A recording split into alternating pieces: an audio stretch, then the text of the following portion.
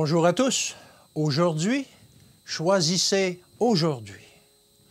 La révélation de tes paroles est claire. Elle donne de l'intelligence au simple. Psaume 119, verset 130. Puis, plus on lit le Nouveau Testament, plus il devient instructif. Personne ne se lasse jamais de ces mots merveilleux, car ils sont comme des joyaux précieux.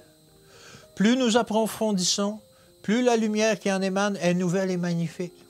Plus nous étudions la parole d'un cœur simple et confiant, mieux nous comprenons le chemin que nous devons prendre pour atteindre le paradis de Dieu. Notre vie est ce que nous recevons de Christ par l'étude de sa parole. En lui était la vie, originale, inaltérée.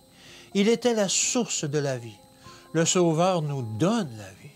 Et il la reprend aussi. Cette vie que Dieu nous a offerte, nous devrions en faire le meilleur emploi possible. Car en tant qu'hommes, nous sommes des artisans de notre destin. Nous devons choisir avec sagesse les compagnons qui conviendront le mieux à notre corps, à notre âme et à notre esprit, en vue de la future patrie céleste.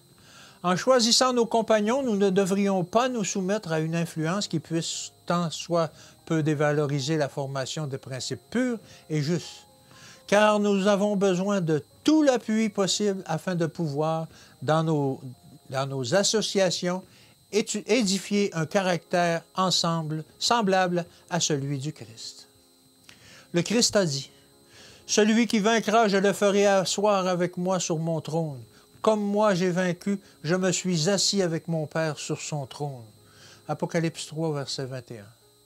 Nous devons affronter certaines tentations. Si nous leur cédons, nous nous plaçons du côté des perdants. Et en goûtant continuellement à la défaite, faire le mal au lieu de faire le bien devient une habitude.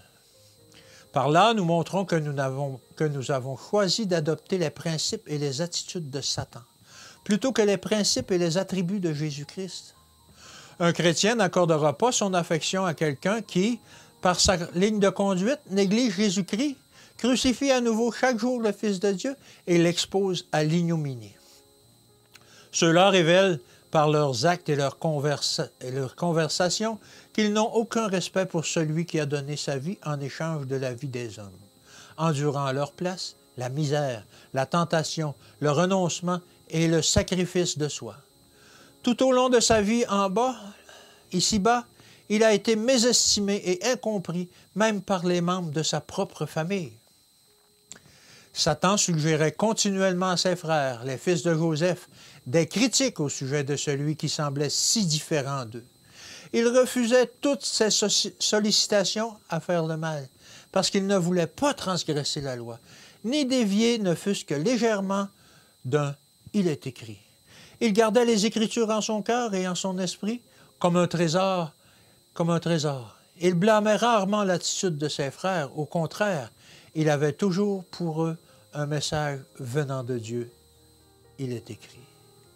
Que Dieu vous garde et qu'il vous bénisse. Et à demain.